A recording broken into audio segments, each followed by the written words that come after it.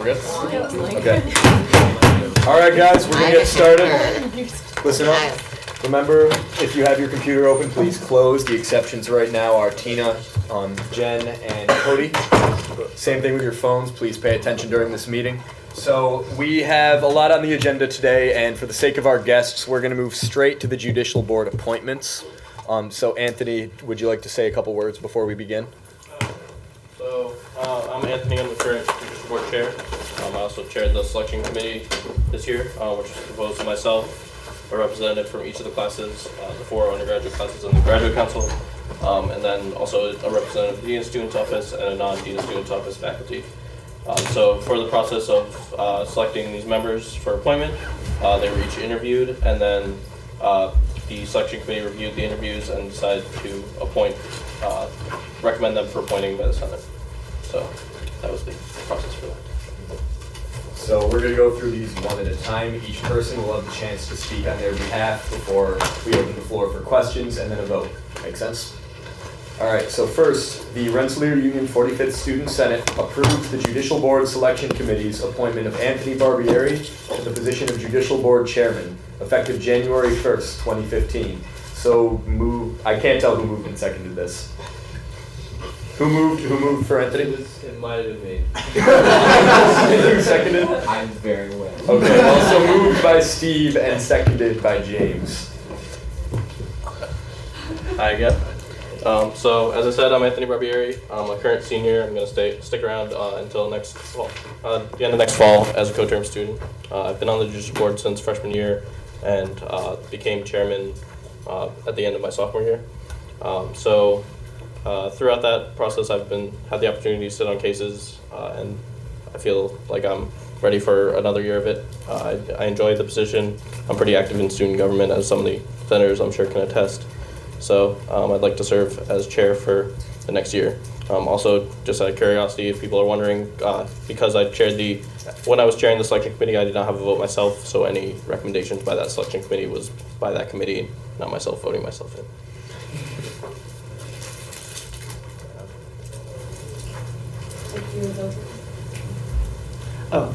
So, I mean, it sounds like you've been Judicial Board Chair for a long time. I mean, I know you're this year, so that's great. And you seem to be doing a great job. But I'm just curious, if you are eventually leaving, like, is there someone who is here that would be able to take up the position when you're gone? I guess that's only my concern, just because you've been the chair for a long time. So if you leave without having someone mentor or anything, I don't know if that would be an issue, especially since you're the one with the experience. Yeah, so there's a few members of the board who've had a year of experience as well, so they've gotten the understanding of things. So I definitely think even within them, and possibly some of even the new members would definitely be able to step up by the time I'm leaving in the following year. So a year is definitely a lot of time to grow. So. Steven? I didn't have The queue is open. Any other questions? Okay. Do you plan to run for Grand Marshal? No. The queue is open. All right, seeing no more questions, we'll move to vote. Once again, the 45th Student Senate approves the J Board Selection Committee's appointment of Anthony Barbieri to the position of Judicial Board Chairman, effective January 1st, 2015. So moved by Steve and seconded by James. All those in favor?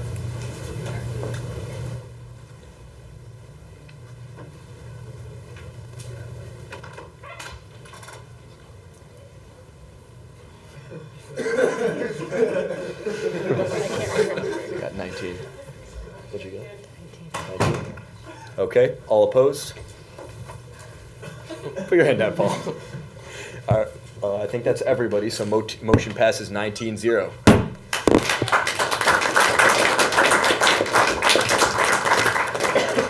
Okay, so next, the Rensselaer Union 45th Student Senate approves the J-Board Selection Committee's appointment of Orlando Hernandez to the Judicial Board, effective January 1st, 2015. So moved by Justin and seconded by Joe. Just a little bit about myself for those who don't know me. Like you just said, I'm Orlando Hernandez. I've been on the Judicial Board since my freshman year, or rather since it starts in January, obviously. Currently, I'm the vice chairman of the judicial board. I'm also chairman of the student motor vehicle court, so I deal with the excitement that is parking ticket appeals. It's super fun. I'm also going to be in the co-terminal program, staying one more year under Lally, Technology Commercialization and Entrepreneurship. So I like student government. I want to go to law school, so judicial boards. It's kind of how you start to get involved. That's really it. If anyone has any particular questions, I won't talk your ear off. Queue is open. Do you plan to run for Grand Marshal? I plan to run for president of the union, grand marshal, and chair, just all the positions. I'm just gonna stack the hats on top of it. Yeah, we're gonna have to create a crown. Paul? Can I touch the pipes now? No. I'll still write you up, Paul. Please keep questions relevant, guys. On a side note, it's so exciting to see many of my residents or former residents here. And queue still open. All right, anyone else? Okay, the Rensselaer Union 45th Student Senate approves the J-Board Selection Committee's appointment of Orlando Hernandez to the Judicial Board, effective January 1st, 2015. So moved by Justin and seconded by Joe. All those in favor? Warms my heart, thank you.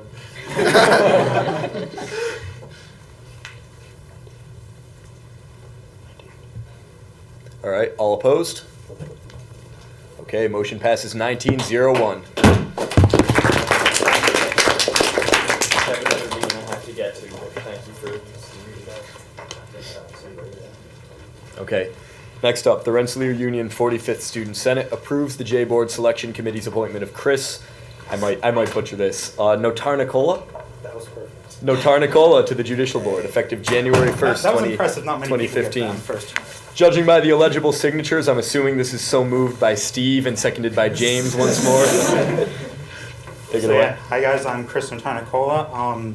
I'm a junior. I've been on J board for a year now. I'm just a regular member. I'm not chairman of anything. But I just really enjoy being on the J board. It's great working with Anthony and all the other ones, and I think it's a really good thing to be involved in on campus. So that's why I'm doing it. The queue is now open. Do you plan to run for Grand Marshal? If everyone wants me to, I will. I think that's an early declaration of candidacy. Mel, please take note. No, I don't plan to run for Marshal. Josh? What cases have you sat on before? How many cases have you sat on? I've sat on 2 cases so far. The Postergate one and the one that was earlier in this year. Queue is now open. Okay. Rereading the motion, the Rensselaer Union 45th Student Senate approves the J-Board Selection Committee's appointment of Chris Notarnicola to the Judicial Board, effective January 1st, 2015. So moved by Steve and seconded by James. All those in favor?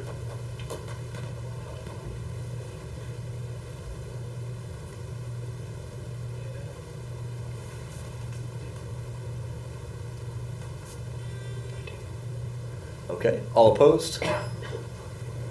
Motion passes 19-0-1.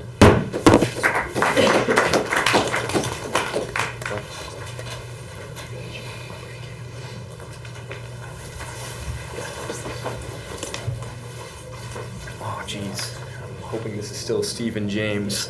Okay, the Rensselaer Union 45th Student Senate approves the J-Board Selection Committee's appointment of Zach Ministerto to the Judicial Board, effective January 1st, 2015. So moved, I think, by Steve, and seconded, I think, by James. Please remember to write your names below the signatures, guys. You said Zach what? What'd you say, Tom? This was Zach. Yeah. So Zach couldn't make it tonight, but he is an ITWS sophomore, and he's also served on the board the same duration as Chris. He joined at the same time. So with that, he's also served on 2 cases. And he's also involved in a few other clubs on campus.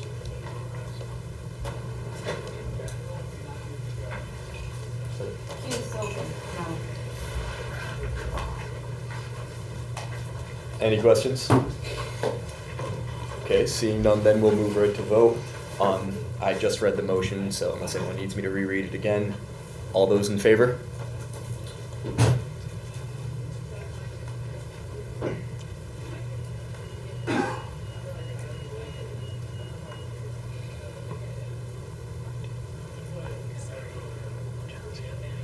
Jenna, is your hand up? Okay. Okay, all opposed? Motion passes 19-01. Next, the Rensselaer Union 45th Student Senate approved the J-Board Selection Committee's appointment of Spencer Pilcher to the Judicial Board, effective January 1st, 2015. So moved by Joe, seconded by Lisa. So similar to Zach, you can make it tonight. He did provide a bio though. Spencer joined at the same time as Chris and Zach.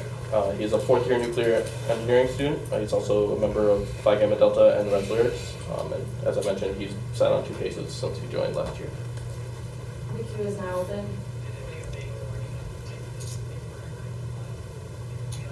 All right, seeing no questions, we'll move to vote. All those in favor?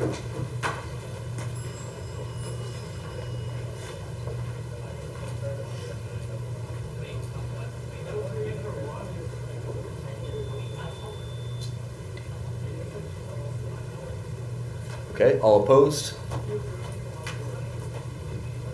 Motion passes 18-10.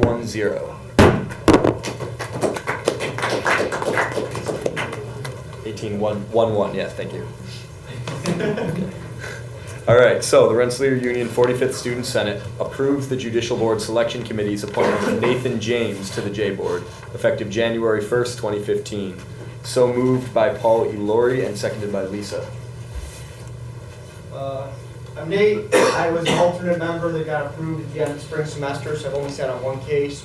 I'm chairman of the Union Constitution Committee. I'm a junior who's going to be working on his PhD starting this summer here at RPI. Any questions? Queue is now open. Clarification, would this be to make you a regular member or remain alternate? This would be to make This is me a regular. full member. Justin. Since you're going to be both on the J board and on the Constitution committee, if on the very unlikely event that anything related to the Constitution committee makes it to the J board, would you excuse yourself? I would. Okay. Queue is open.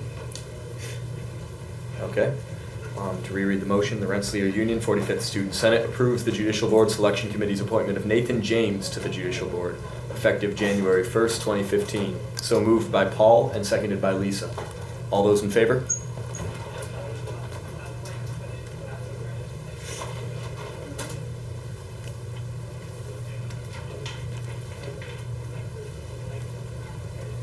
Okay. All opposed?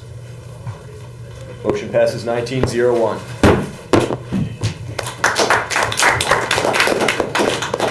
All right, we're getting through these, I promise. The Rensselaer Union 45th Student Senate approves the J-Board Selection Committee's appointment of Tim Krentz to the Judicial Board, effective January 1st, 2015. So moved by Tina and seconded by Case. Okay, I guess it's probably a lot of you might not be familiar with me.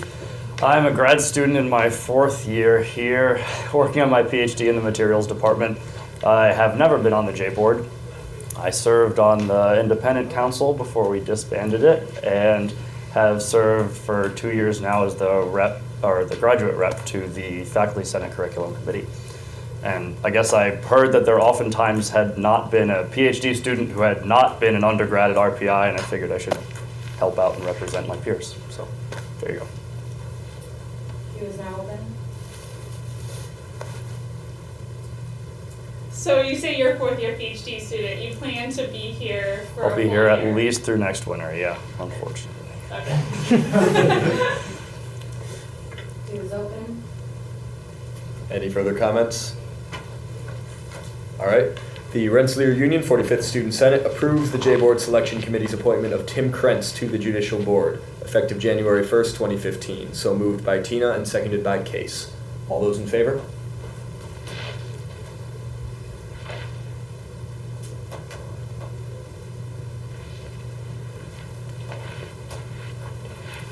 All opposed? Motion passes 19-01. The Rensselaer Union 45th Student Senate approves the J-Board Selection Committee's appointment of Emily Phillips as an alternate member to the Judicial Board, effective January 1st, 2015. So moved by Steve and seconded by James. Go for it. Hi, my name is Emmy Phillips. I'm a sophomore chemical engineering major from Seattle, Washington. I unfortunately have not been part of student government before, but I'm very excited to be part of it. I think the Judicial Board has the ability to make the campus a very fantastic place, and I want to be part of helping make this area better. The queue is now open.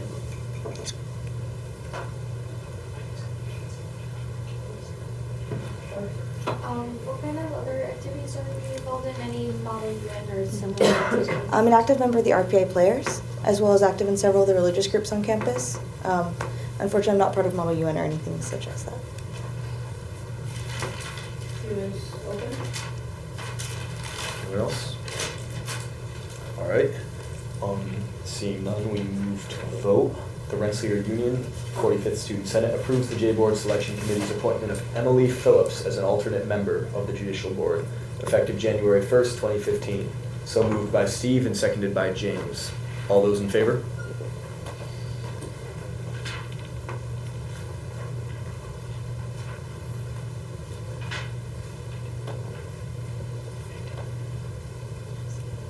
All opposed? Motion passes 18-02.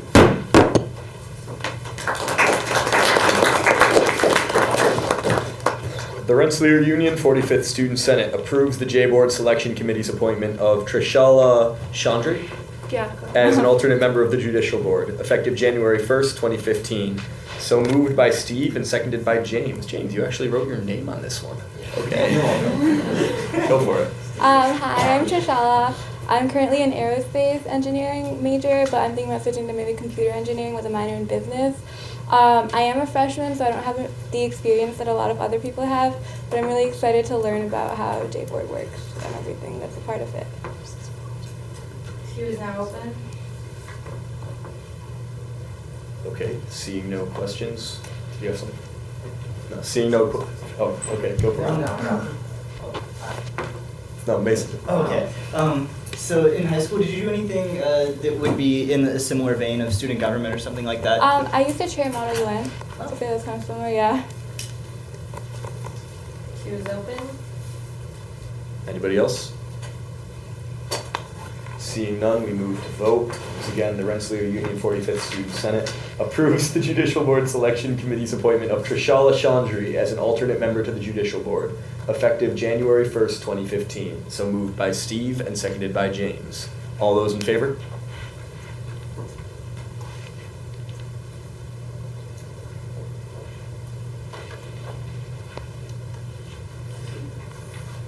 All opposed? Motion passes 19-01. The Rensselaer Union 45th Student Senate approves the J-Board Selection Committee's appointment of Sumit Munshi as an alternate member of the Judicial Board, effective January 1st, 2015. So moved by Tina and seconded by Lexi. Okay, my name is Sumit Munshi. That was pretty close. I'm currently a sophomore computer science major at RPI, and I would have participated in J-Board if I had come in the fall, but I joined in the spring of 2014 semester.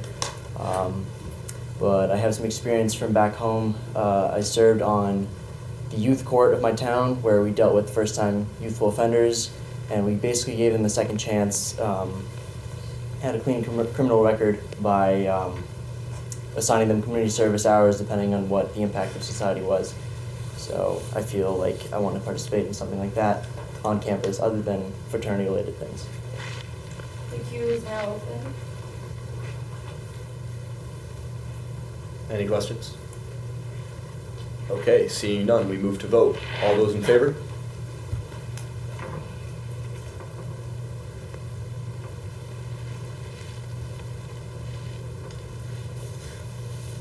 Okay, all opposed? Motion passes 19-01.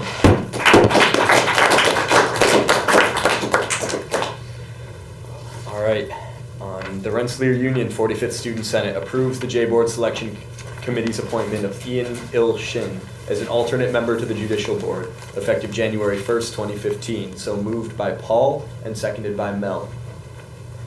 Hi, my name is Ian Il-Shin. I'm currently a junior at RPI studying industrial management engineering.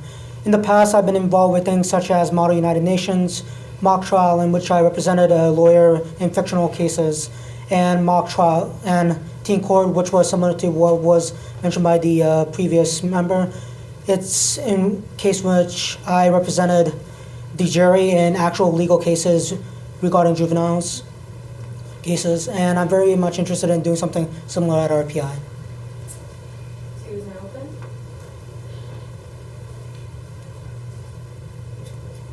Any comments? All right, seeing none, we move to vote. All those in favor?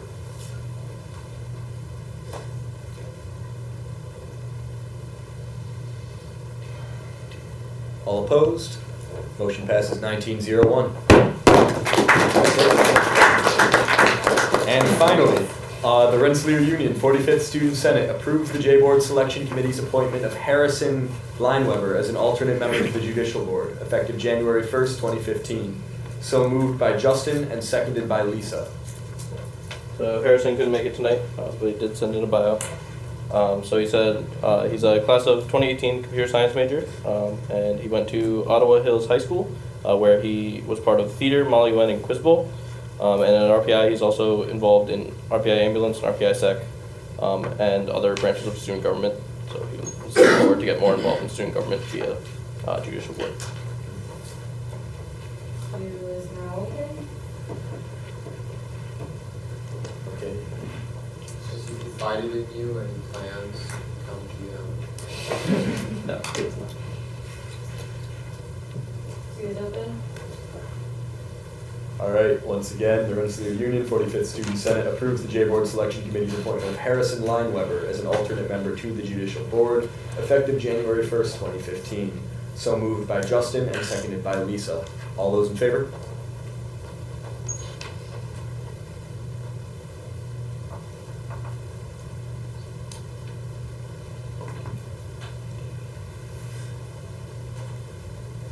Okay, all opposed? Motion passes 18-02. Thank you all for coming. You're welcome to stick around for our presentations, but you are also welcome to leave at this point. Congratulations on your appointments.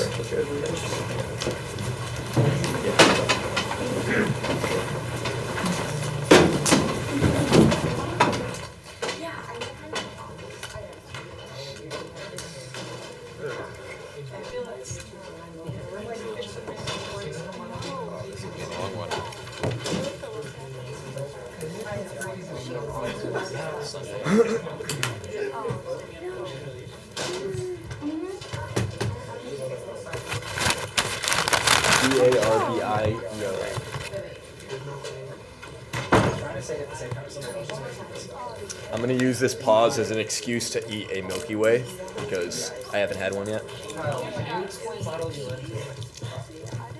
I'm dead serious. Okay. No, I've heard of it. Ask Justin. Justin's done it. Yeah, no, it sounds fun. Okay, so This Barbie. You left all the stuff here, so I'm assuming the bathroom. like go into the desert. That's right. I've never written down his name. I've never noticed that.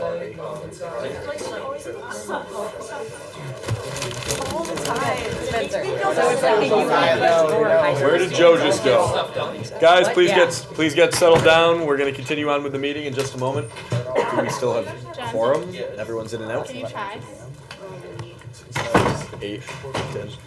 Sometimes it takes like a couple So we actually don't have quorum because someone left. I came back. I just came back. I literally just went back. Joe and Jess went to the bathroom. Oh no, we're good. We have 17. Everyone, please listen up, Marcus.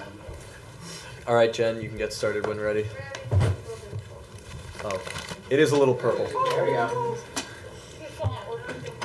It's just the core. I'm just gonna those are fancy nice. Purple, come on. So this isn't working, but Hi, Jen. Hi, Jen. hi guys. Yeah, Free bird. that's fine. But I'll use the laser pointer if that's okay. Sit up, guys. Yeah. Okay. So, as you all know, we recently got the results of the student survey in. So I just wanted to let you know just a brief background on the Senate survey. It was developed by the members of the Senate and the committee members as well. The questions were compiled, the poll was made using Google Forms, and then we advertised it with social media, posters, word of mouth, really every way we could get it out, including class emails. And about 800 students responded, so it's a little more than I think a tenth of RPI. So. Okay, so this is just a brief breakdown of the demographics. 57% of the people who responded were male, 42% female, 1% other.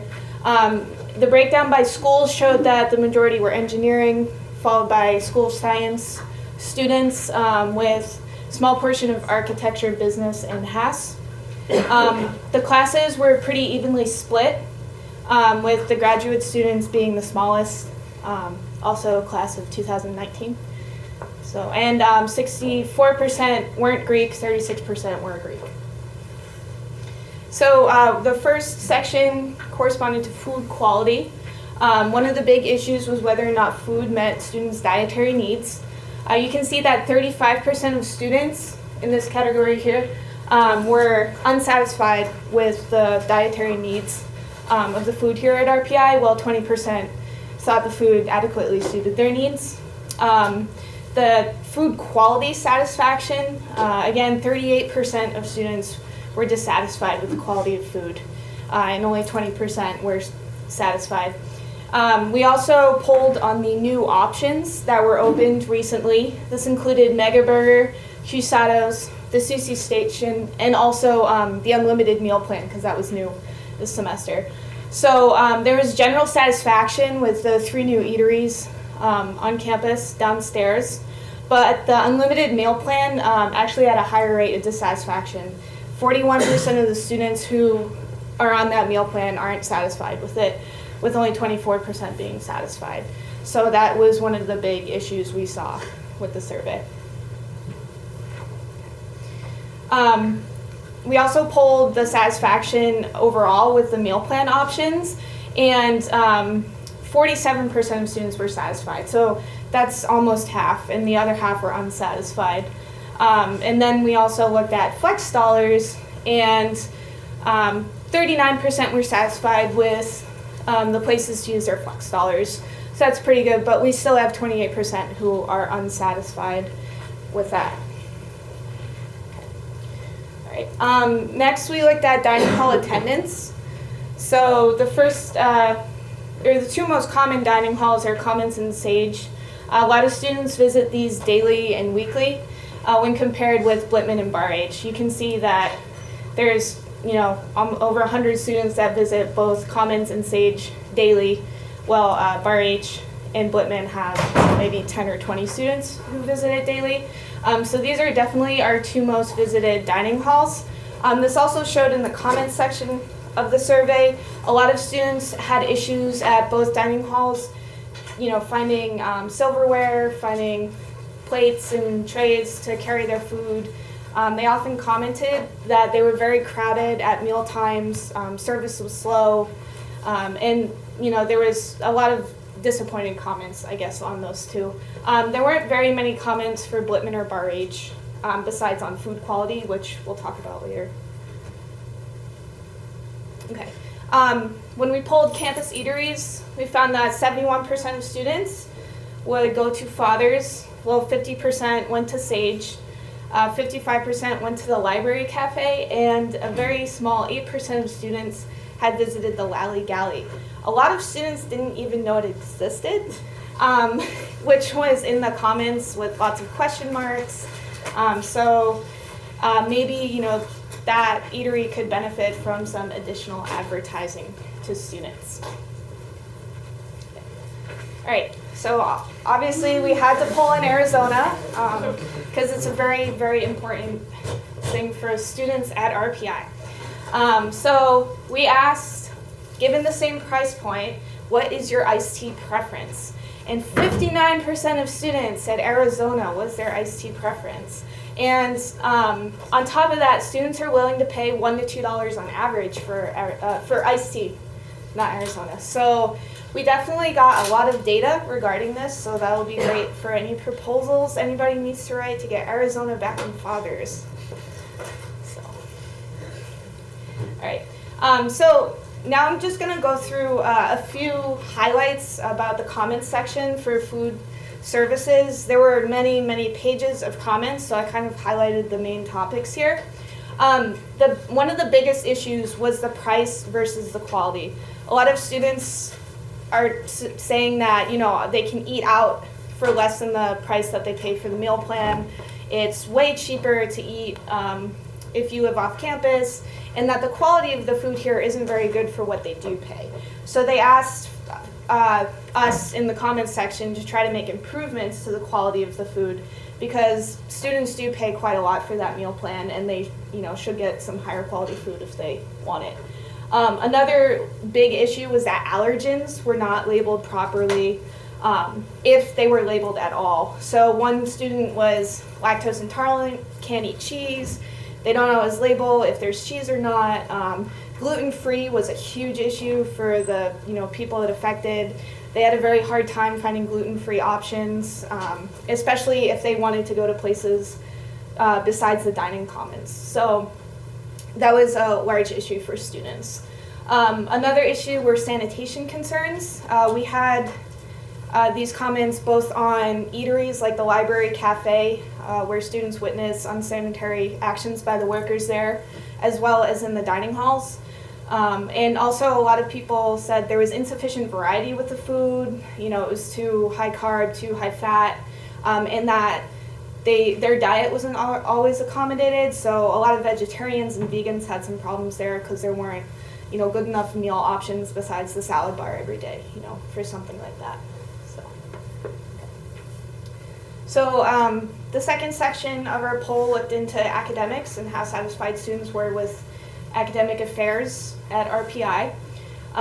We asked about departments and their honor society programs to see if students were participating in those programs.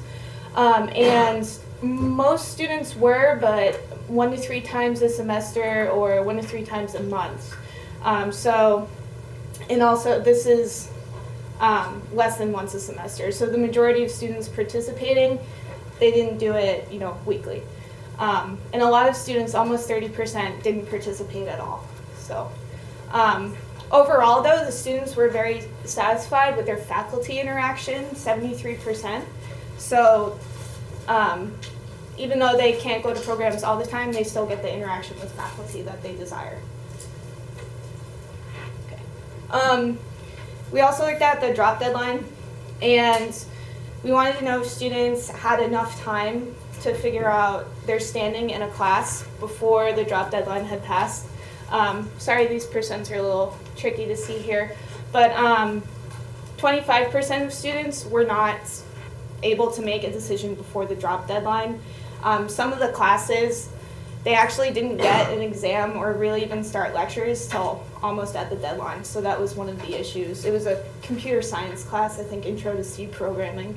So it's, you know, only a quarter of the students, but, you know, it's still a quarter of students that we can reach out to with working on the drop deadline.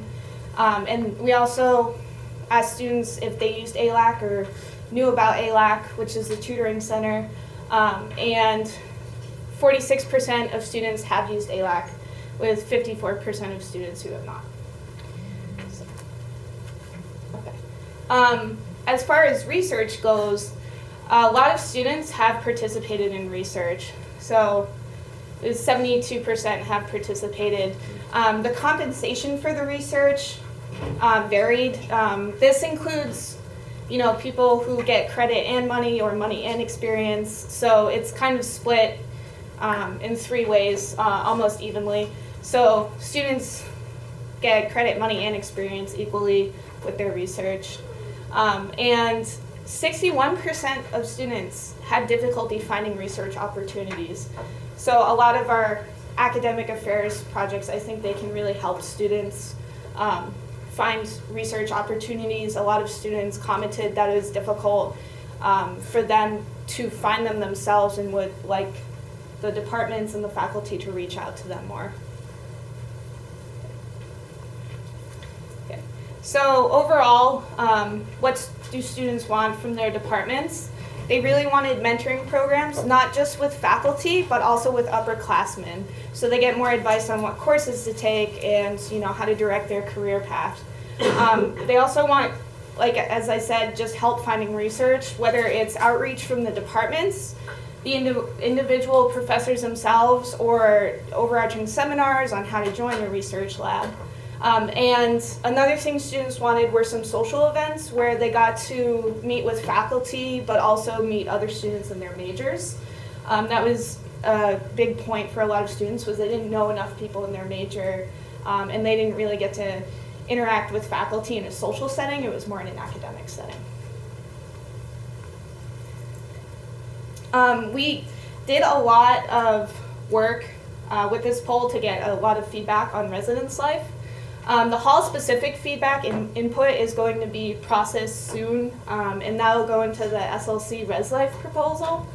But a lot of the trends here included AC and heating problems, entertainment issues, internet. Everyone wanted gigabit internet, I think. And there were issues with paper products in the bathrooms. So. We did get some good data on Fix, which is the service you would call or contact for them to come and fix certain things in your dorm or building. Most of the complaints were resolved with their first contact with Fix, so they only had to talk to them once, and that was that. 35% people had to contact multiple times, and then 13% the issue was just never fixed. Some of these comments here kind of address some of the issues. Dryers don't work properly. Students lost their lighting, but they're not allowed to fix it. They have to wait for Fix to come. And then some daily issues with other appliances like refrigerators that got ignored.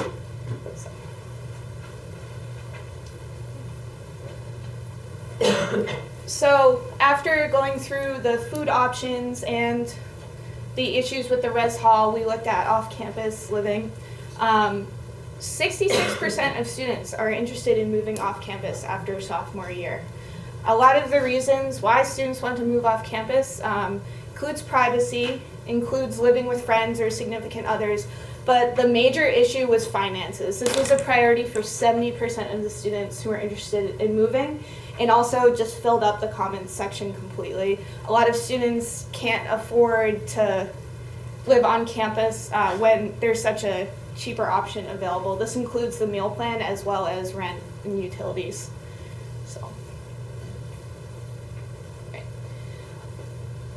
So we looked at pharmacy as well if students wanted an on-campus pharmacy option.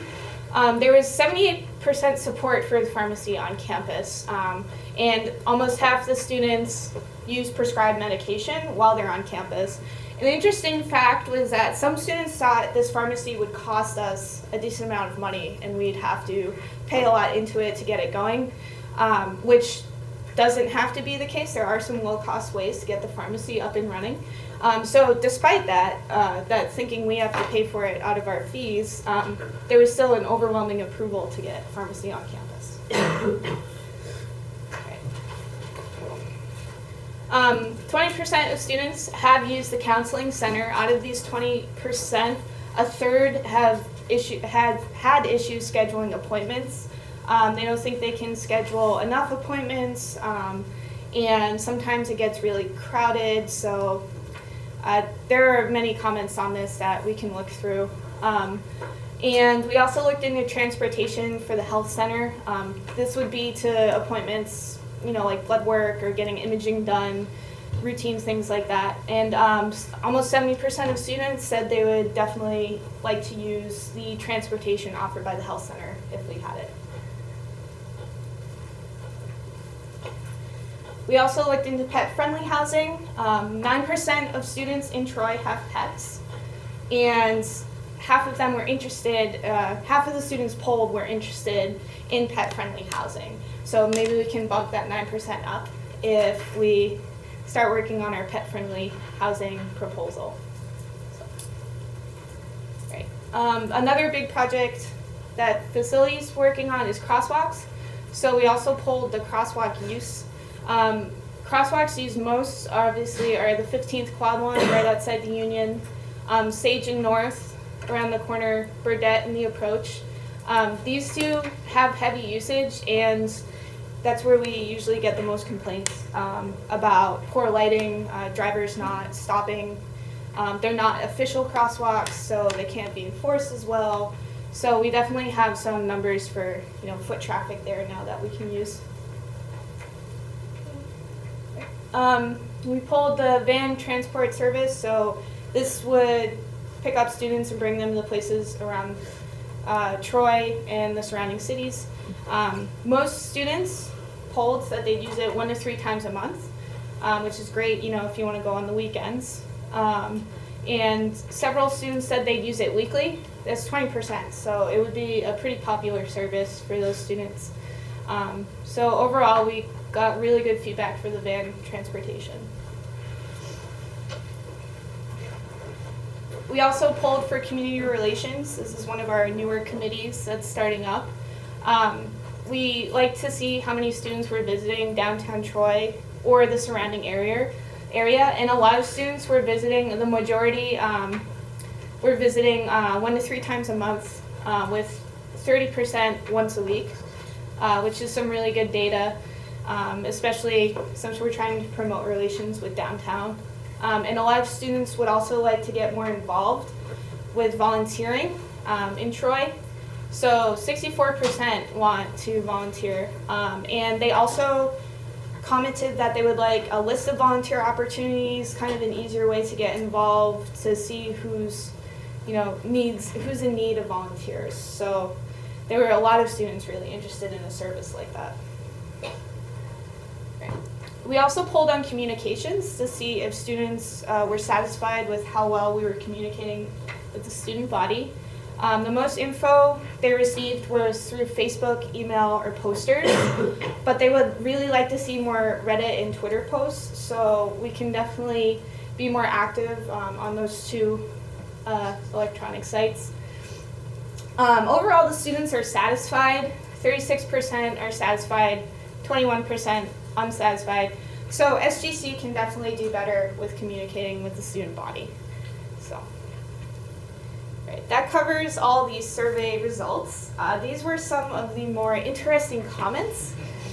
So first, does the Lally Galley exist when we polled about the eateries? This was not the only person who asked that question. With regards to meal plans, that exclusivity contract though, people really need Arizona, including the Arnold Palmers, back in Fathers with all those exclamation points. There's apparently a minority who really wants a Dunkin' Donuts on campus. So we're their only hope, guys. So, really think about that. The mashed potatoes, I hear they're spectacular. I don't know.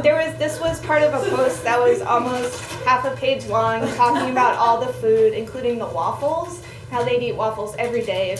Every meal, every day, if they could eat the waffles, because of how amazing they were. The Senate got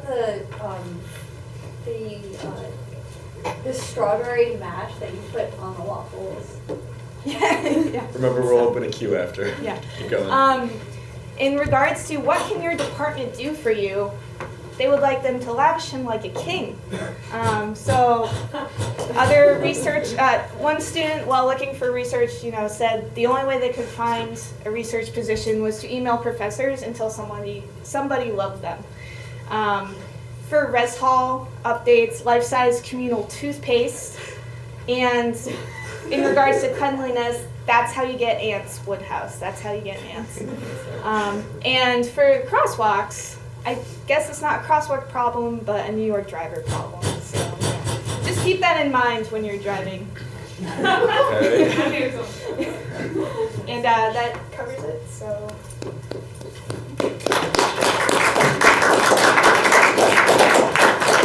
Now, we will of course be opening a queue, so raise your hand if you'd like to speak. I'm sure people have a lot of questions. Okay, so just a quick question, comment. You said that the majority of students have participated in research, but I think that might have been backwards when you said it. Based upon what the pie chart looked like. Minorities. Oh, yeah, sorry, I got that backwards. Yeah, Yeah. so a lot of students have not participated in research. Sorry. Morning. Okay. Sorry. So, about the laundry services at RPI, they're actually not done through RPI. It's done through an outside company called ASI Laundry Solutions, and that's why The Fix probably didn't doesn't get fix fixed. it. It's Yeah. because they have to bring in outside people. Josh?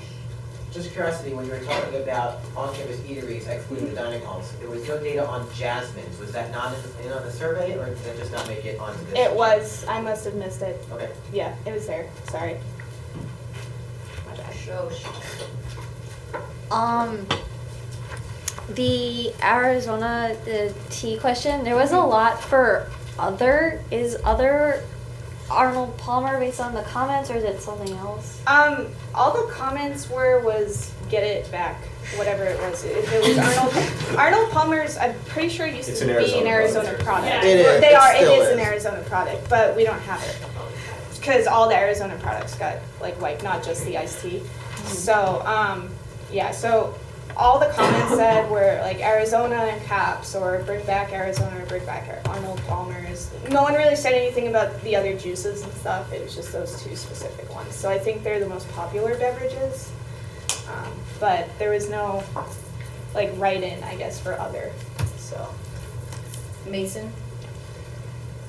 Oh, I didn't mean to put myself on the queue. Sorry. Kristen? I walked in a little bit late. Mm-hmm. I was at the e-board task force meeting. Was this for all students or just undergrads? The survey? Yeah. It was sent out to No, undergrad. these results. For all students. So if you participated in research, Yeah. obviously click yes. I didn't know if you were trying to get that figure for undergrads or also include graduate students. Yeah, that it was difficult to separate the data based on that because we have to go. I'm just through- saying that 28% may be high. Remember to limit the back and forth, guys, but we can differentiate the data between the two. Justin? Where is the Lolly Galley? It's in Lally. No. The Lolly building? No. Yeah. It's not in Lally. Just point of info, it's in Pittsburgh. I never heard of it before. Yeah, you can go all the way Guys, to let's keep to the queue. Pennsylvania and use your Keep to the slides. queue. Marcus?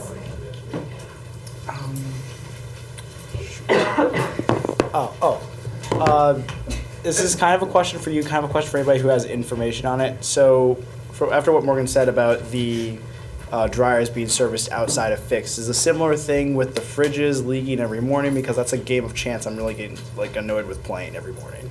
I don't know where the refrigerators were. That was another thing. I'm going to guess that they were in wraps. That's what Yeah. they usually provide. That's what I'm guessing too. But I'm not sure who this was. Every morning. Morgan? Okay, so about the refrigerators, the ones in the residence halls themselves that are like standard, the big ones, they are owned by RPI, but some of the smaller ones that can be rented out is by an outside company. Kyle. 2 questions. First, can you go back to the research slide really quick?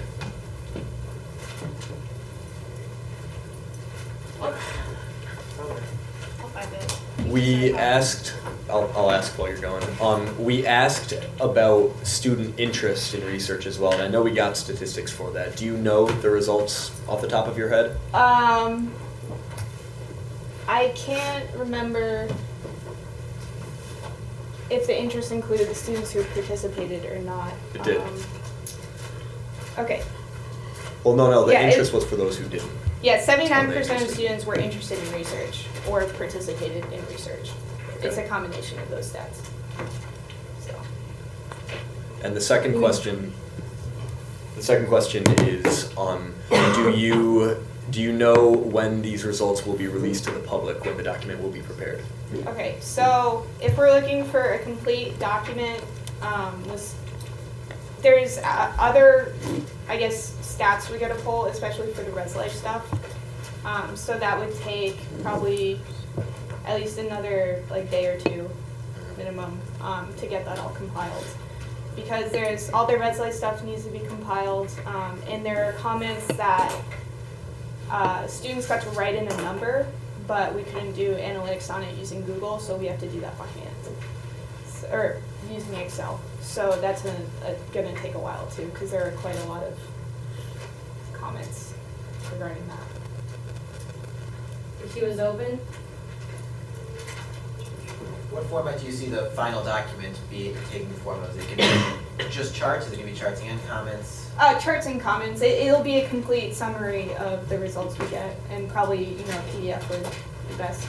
We can post it in several places too, so students don't need a hard copy. Just view it electronically. The queue is open. Anybody else? Okay, thank you, Jen, for all the work. Oh, wait, did we get one? Sorry. How long did it take you to compile all of this? Because that sounds like a lot of work. Well, so Google gives us, you can go to the forum and you can get analytics, right? So you just click, and it gives you pie charts, lots of pie charts and bar charts. Most of those I redid though because they didn't do them quite right.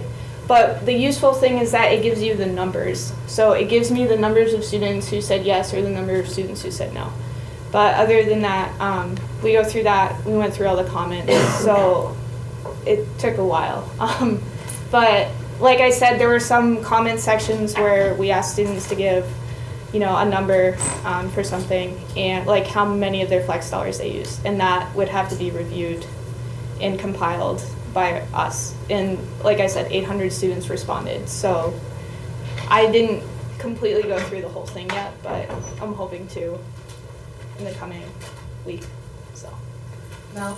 Did someone actually get chosen to win the gift card or whatever? Did anyone, or was that a lie? We're working on that. No, it's happening. We're working on it. Okay. Yeah. All right. Molly? Out of curiosity, do you know if there would be a better platform to do this survey on in the future? Because it seems like Google Drive is sufficient for the most part, but you do have to do things by hand. I think the issue is more that the services we've used in the past have been difficult to make the survey in and or cost money, I think, was the discussion we had. Okay. I wasn't involved in the very early planning stages because I came in partway through the semester. So. The queue is open. Anybody else? Okay, thank you again, Jen.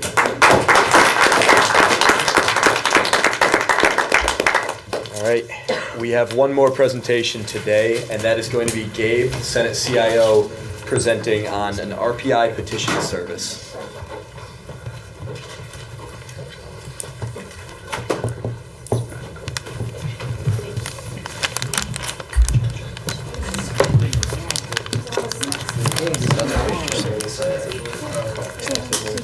Yeah, that was awesome.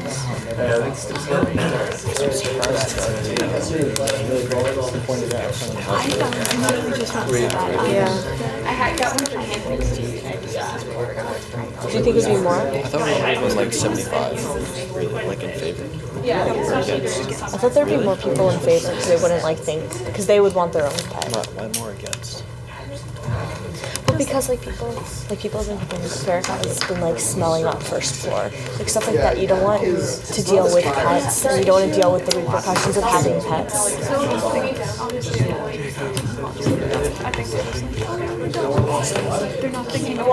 mean, yeah, it is a logistical nightmare. There would just be specific housing for specific people. You have to take time off if you want to train a bully.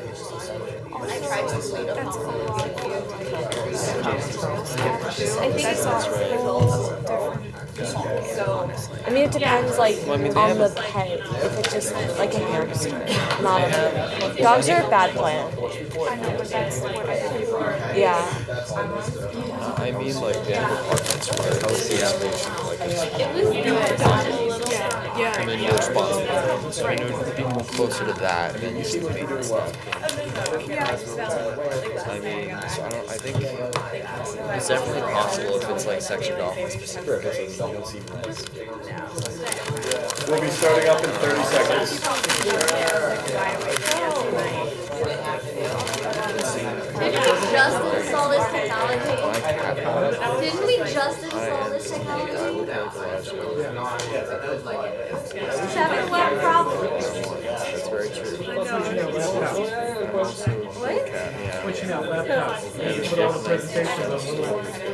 No, that cord doesn't work. What? The cord I'm doesn't work. also grateful. That's such an awesome You have to like jiggle it and hold it at a right angle. Watch Oh, wait, actually, no, you don't have to. It's just No, like at the beginning of there, he'd like go like Molly, he'd go like this, and he wasn't doing that on purpose. Oh, now it's like way out of focus. It's just because, like, petition for RPI development. I think it's just the colors. I think it's just the two colors. What's that last line? Maybe. They won't let it get to my Red and blue are really I don't know. You're right.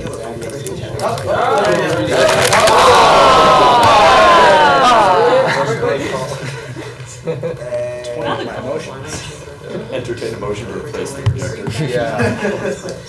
I think we need to. No, someone has to move it, I'd say. I think this is wonderful, and you should cut that out and hang it up. You need to replace the cable, not the Next week. projector. Okay, you're all set. Listen up, guys. Yeah, I'm just gonna log in quickly. I don't know his password.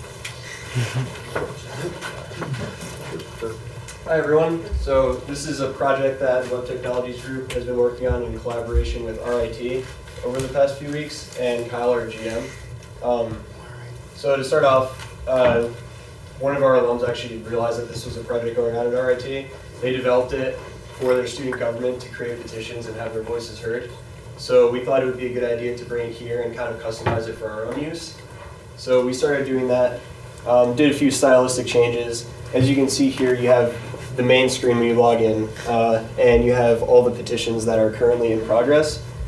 If you scroll down, you can see them all here. So let's not get carried away here.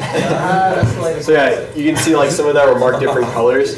So the ones that are gray are ones that have had updates posted to them, and the ones that are red are ones that have had like results like updated from an actual person assigned to the project. So what we're going to be doing to modify this is based on the Union Constitution, you need a 20% of like a certain body, whether it's freshmen through seniors or independent council, Greek life, or the student body as a whole, to make it heard in front of our Senate. Then we'll vote on it, and if that vote passes, people will be assigned to actually investigate and continue carrying on the project. So if you click on one of these petitions, any one of them, yeah. That works. All right. So, yeah, as you can see, you can share it on social media so you can drum up support for it if it's something you really care about. And you can sign it on the bottom right once you log in. Obviously, like only one you can only sign it once. And it has your initials once you sign it and the description. We're going to probably be changing the amount of signatures you need, but that's done easily through the admin panel and everything. And if we're able to be provided with enough data, we can break these down. It will be actually essential based on how the Union Constitution works to break the total signatures down into separate categories, like I mentioned earlier, so we can see if we get 20% of a certain group. Yeah, it's a pretty basic site, and at the top you can filter by certain petitions that are in progress. That means people are updating them, and then other ones that have actually received official responses. So yeah, if you go back to the homepage quickly and scroll down all the way, we have credits to everyone, and you can see the petition process. You can read about it, and of course moderation, which is key to this, because we don't want people to just be posting like vulgar content as petitions. We want actually constructive things. There's also API access, which is pretty neat. So it'll allow other people to pull our data into their applications and give support to petitions. But yeah, that's pretty much all I had. I don't know if anyone has any questions about it. Let's start. Queue is open. Paul? Is RIT Rochester? What's RIT? Yeah, Rochester Institute of Technology. Their student government has a few developers who are working on this. So. Sure. Yes, since it's all open source, you're free to see the code and modify it in any ways you like. Josh? 2 questions. One, I'm assuming this is just a demo, so when does the actual site go live? And then 2, who can make a petition? Do you have to be an RPI student, or would an alum use this? Yeah, we're going to be tying it in with CAS authentication, so you would have to have an RCS ID and password. As for the release date, that's still under discussion. Jen? For moderation, how are you getting moderators? Is it going to start with the Senate? That's something that we can discuss, and you can just add a user as a moderator. So, I mean, at the moment, as long we can give it to anyone that the Senate might see wants to be a moderator. So, I mean, if communications wants to participate in that, that's always useful. So, Tina? So I have 2 questions. So on moderation, would that mean that before, when someone creates one, that it would get checked before it appears? Exactly. Yeah. Okay. And then my other question was on the constituency part. Would that be defined by the person who creates it, saying what constituency they're going for, or do we just have something in there that searches every possible constituency to see if they have it? As the breakdown of people who signed it? Yeah, so is it going to be say it's a motion that pertains to freshmen, so when that person creates it, would they choose constituency freshmen, and then you watch how many freshmen sign it, or is it something that we would just be oh, it seems like something that would be broken down in general for each petition, so you'd have the same status bars for each one, and you can see from there. But we will need to get access to that data, so that's something that we need to investigate as well. Josh? No. James?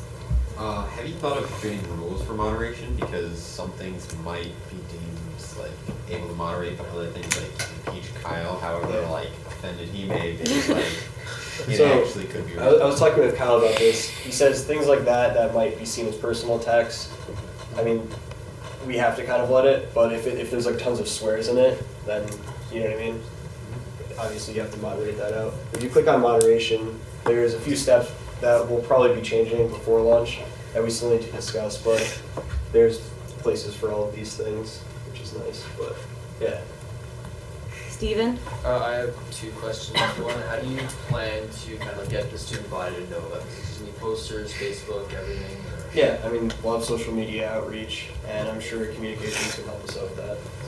The second question was, do you plan on expanding this in the future, or just modifications that you spoke about today?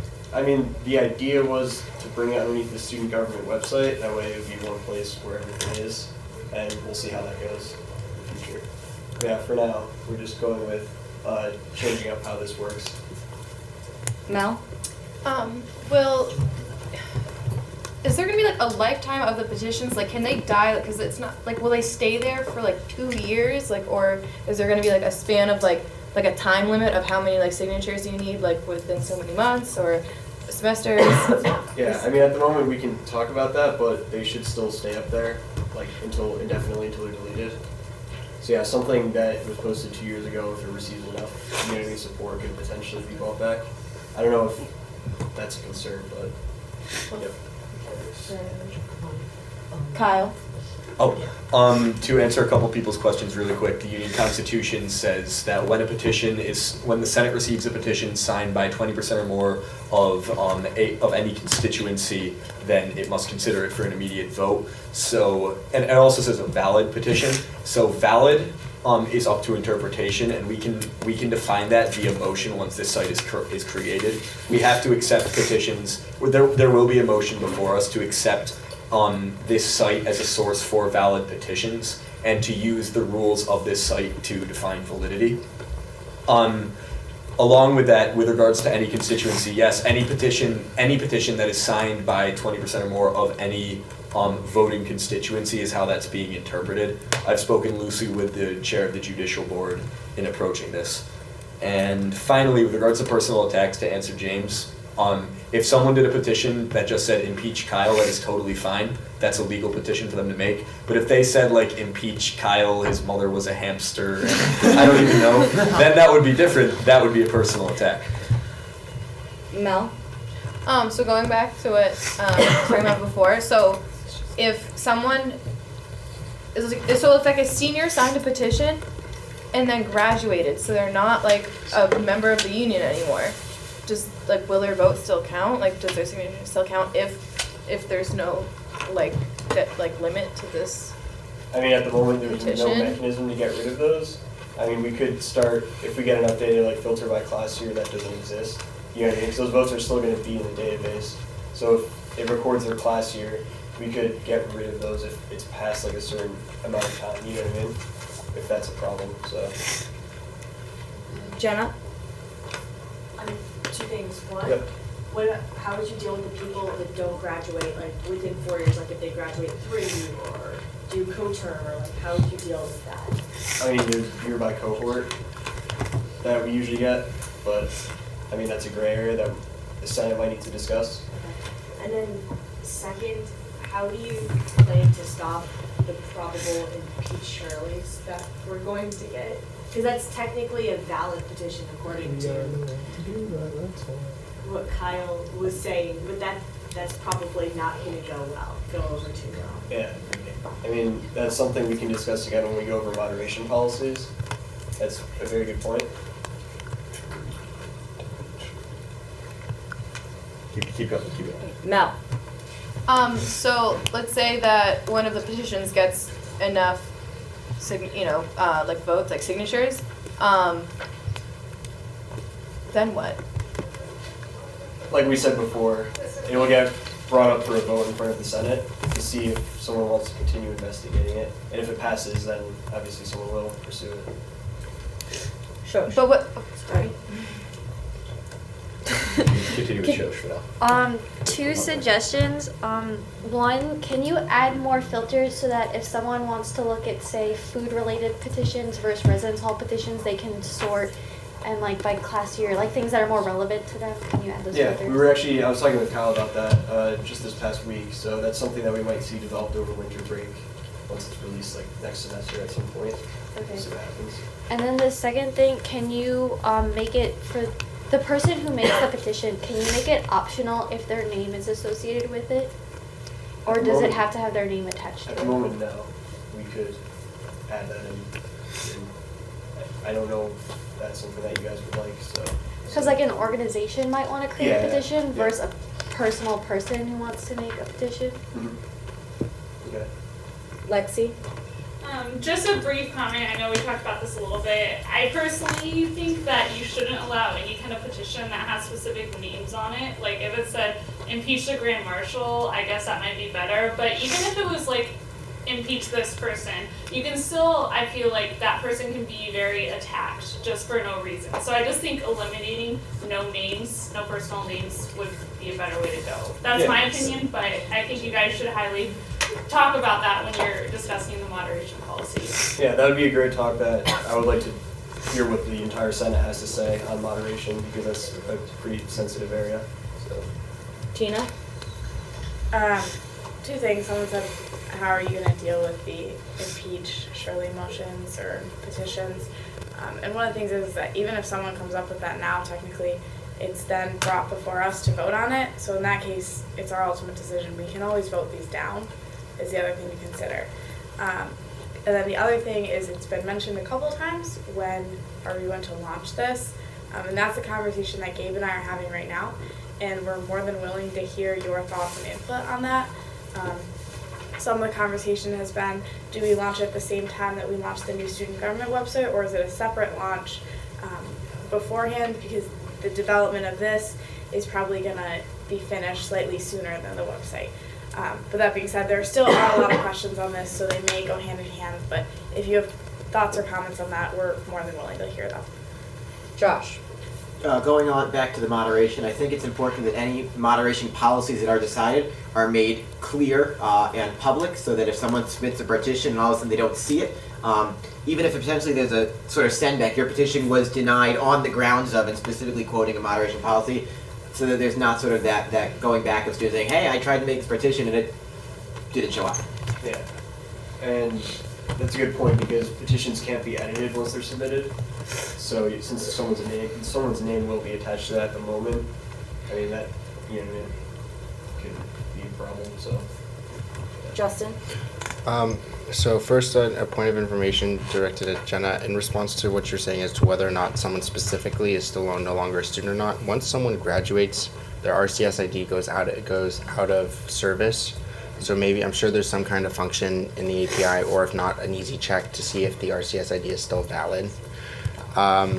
With respect to the whole thing about names, I totally get where you're coming from with respect to like not having anything related to like someone in particular, like imps a person name here, because I'm a very sensitive person, so I can see where that's coming from. But on the to play devil's advocate, if someone is very unhappy, if a constituency is very unhappy with a senator or a elected official, if they can't write a petition directed at a person, how would they go about doing that? I don't know if there's another method that would need to be taken. Marcus? A lot of the questions I had have been asked already by Mel, but I just wanted to ask about if a petition were to go through. I'm sure this discussion will come up a lot more with the proposal for this, but is there going to be like an enforced timeline for when the proposal has to be addressed? I mean, I'm just unfamiliar with that process, unfortunately. I have nothing to say at the moment. I don't know if Kyle has any comments on that. Yes, as with what we discussed before for what makes a petition valid under the Constitution, these are rules that we can set. There's nothing in the Constitution about a timeline now, however, it says a valid petition signed by 20%, and thus we can define valid. Jen? I have a question and a comment. Regarding petitions staying up, how do you plan to deal with duplicate petitions? Yeah, that's an interesting point. I mean, at the moment, there's really no way to, you know what I mean, tell what could be a duplicate, you know what I mean? Yeah, so I guess my comment kind of revolves around maybe they should have a shelf life, because if someone wants to impeach the president, there's probably, one every day who wants to impeach the president, but I mean, we shouldn't have a shelf life every day, but it's a new student body every year, so maybe that would help out. Okay. Yeah, something to consider. Kyle. So since we've talked about shelf life a few times, but with regards to duplicates, as with the original We the People site and with RIT's site, students are highly encouraged to first look for a petition that might already exist for their issue, so they can sign that petition and show more consolidated support. Multiple petitions that don't reach the threshold won't accomplish anything, but if one petition does, then we will vote on it, consider it, and so on. Regarding the idea of being able to post a petition anonymously, I've been in regular communication with Ashley Carrington, RIT's student body president, and this is actually a topic that they're grappling with as well. So it's definitely something that's kind of on the radar. And finally, with regards to whoever mentioned the impeach Dr. Jackson thing, that would be very distinctly one of the things we do not allow. Anything that involves Institute HR for the hiring or firing of personnel is beyond our scope as a Senate, and thus petitions wouldn't be valid. Mel? Okay, so I have two things. So one is about the shelf life. I just don't, if there's no time limit, what happens when it just becomes irrelevant? If impeach Kyle, what happens when he's not the Grand Marshal anymore? I mean, at the moment, it'll just be there. I mean, we could set a job that goes through and deletes old ones based on a certain Okay. thing. I mean, that's something that is a really good comment, so we'll definitely think about it. And then the other thing was Tina. So RNE right now is making referendum time policy. So it would be nice if this could go up after we pass that, which should be soon. Paul? Two things. One is in relation to the whole having people's names on it. It's kind of the people who are kind of being addressed in petitions in terms of being impeached or removed or whatever. Our names have to be up there for two reasons. One is people can remove their class senators, and unless our name's on it, if somebody's mad at Joe, Mason, Mel, or I don't know how they'll prove that unless they say, I don't know, the one with glasses, the one who wears suits all the time, the black one, and the girl. And, you know, come on. Second of all was, in terms of, I know there's some threshold at which if there's a certain number of signatures from a constituency, a person's automatically removed from office or something. So will there be like something to allow, like, after something's like reaches the threshold where the Senate has to address it, will there be something that allows it to continue to gather votes to that? Yeah, it should still gather, definitely. It's not gonna stop counting. Okay. And like, make it clear so people know they can still do that. If it's being addressed. Okay. Shosh. Just in response to Tina's point, and I don't know how about the rest of the Senate feels, I think that this should go live as soon as possible. There's nothing preventing a student from 2 minutes from now creating a petition and sending it to us. This is just simply a tool that will help students. I think it should ultimately be integrated with the website, but I don't think it should be held up, because this is for the students, this isn't for us, so I don't think we should hold it for any reason. Tina. Sorry. There was a point brought up about duplicate petitions. I think that's one of the things that could be addressed when it goes through moderation. Because if there's a moderation team, they'll obviously be very familiar with what's on there. So if they get one that's similar, rather than sending an email to the person saying this doesn't fit with our moderation policy, they can send an email and say, please check the site. There's already a petition addressing the same comment. Right, here's the link. James? Would it be possible to revoke your vote on a petition? Like if you didn't, like you pressed, I want to petition this, and then you realized that you actually did? At the moment, no. I mean, once you go in, you just click sign, and it drops your initials right into there. I mean, is that something that would be hard? Yeah. I think so. Okay. Jen? So with regards to, as Kyle said, encouraging students when they go in to look for posts that they want to make that have been made previously, is there a system in place, or if there's not, how are you planning to implement that, I guess? Can you say that one more time? So Kyle said that if students go in and they want to make a petition, yeah. And that petition's already available, students will be encouraged to look up other petitions to see if the one they want makes available already. Yeah. So is there a system for that in place, or is that something? There is. I mean, we want to implement some more like tagging, like Shoshana was saying before, about like sorting by Greek life, dining halls, that kind of thing. There's also a search at the top that goes on title and content. So if you open that up, you can start typing to see if there's similar keywords in other petitions. Kristen? My question was, if you write a petition and you want to edit it, if you make edits to it, does everyone have to re-sign, so to say? I mean, at the moment, no. Like, you will just, the person editing it will be the person that put it up or an admin. So. But what if you it doesn't change the separate. contents of it completely, and then when somebody signed it doesn't agree anymore? Yeah, that's another gray area, I guess, that we should probably, we can either lock it down completely, which is kind of a problem, because then if you have a ton of signatures and you want to change something small, you have to delete it again and start over. So it's kind of a tough, situation to be in. Josh?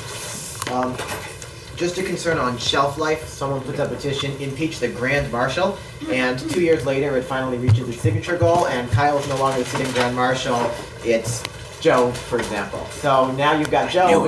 I just made names.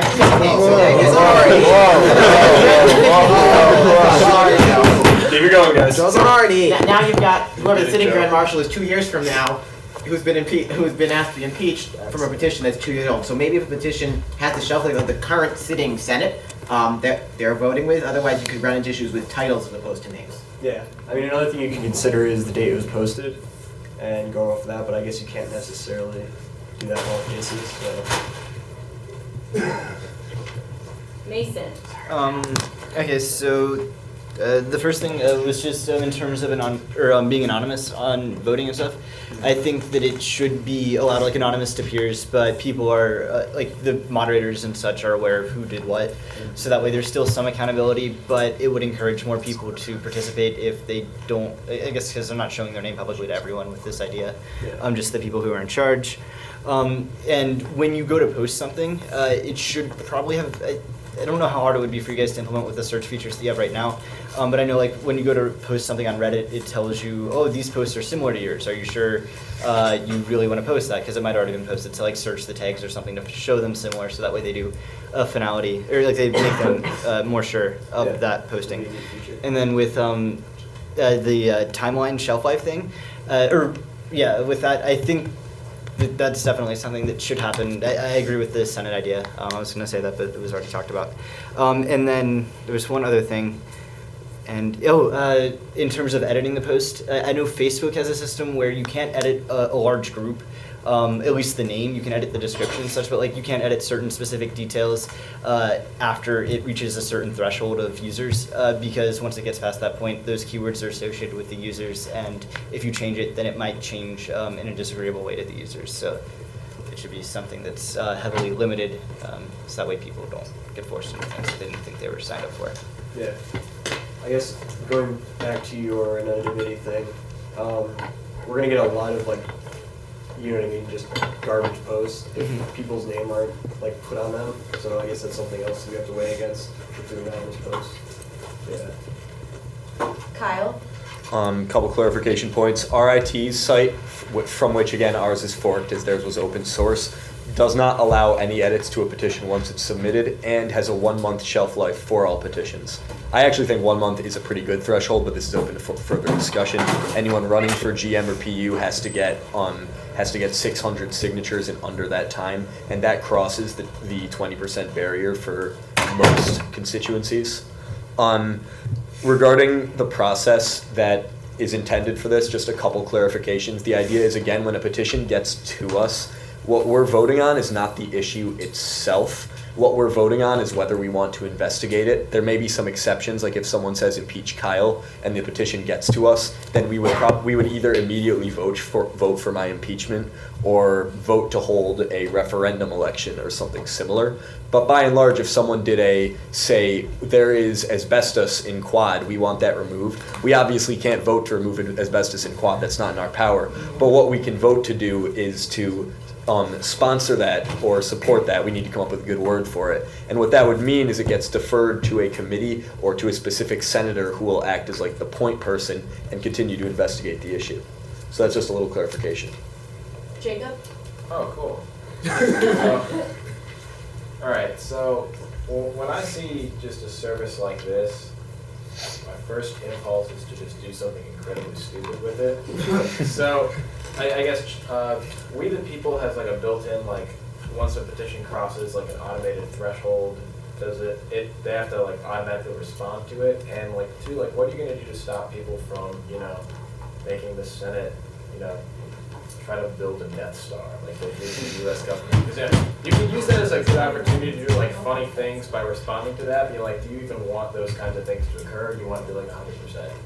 Serious? We have a 100% anti-Alderaan policy. Could you elect the mascot? Can we just get a Death Star, guys?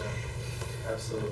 Death Star. That's pretty awesome. That'd be a Rubik's Cube. Focus up, guys. Gabe, did you follow the end of that question? Let's say I want to make Helix the mascot of RPI students. Could I do that? I mean, I guess that ties back into the moderation process and deciding if something wants to be anonymous or not, because obviously there's going to be a lot more jokes if it's anonymous. People won't have their name posted right beneath it, so. Jenna? RPK representative. When you're writing the petitions, I think Mason might have been saying this. Is there a way that the title that you have, it'll say these are similar petitions, so that students don't have to sign 30 petitions? Because I could see that happening and there being enough different people to get the same movement passed. but then different petitions, so would it come up with something that we need to approve? Yeah, I mean, at the moment, there's nothing but using the search engine. I mean, it's possible that we can do something and say, like, did you mean, like, put, like, a bunch of other ones that are similar, you know what I mean, before they post it. And then if you wanted to make an edit, let's say you're reading it over again and you realize that you made a typo or like forgot and somewhere. Could the person send the correction to the moderator saying, I just made a minor typo before this gets approved, can I fix that? Yeah, and so could you be like the liaison to approve or disapprove changes? So it's locked to the user but not to the admin. Exactly, yeah, like an admin will have full reign over everything, so they could go in, if there's like something that they agree should be changed, like grammatical error, typographical error, you can go in and change that, so, yeah. Shush. So this came from RIT. What kind of problems are they experiencing, and how are you addressing those? I mean, Kyle's the one that's interfacing with them, so he'd probably know a lot more about the problems that they're experiencing, but I'm guessing it's something similar to something here, like people want to have their voices heard and they have complaints about things on campus that they might want student government to realize. So I guess that's probably why we're going to use it for outreach purposes. But I don't know if Kyle has any other additional comments on that.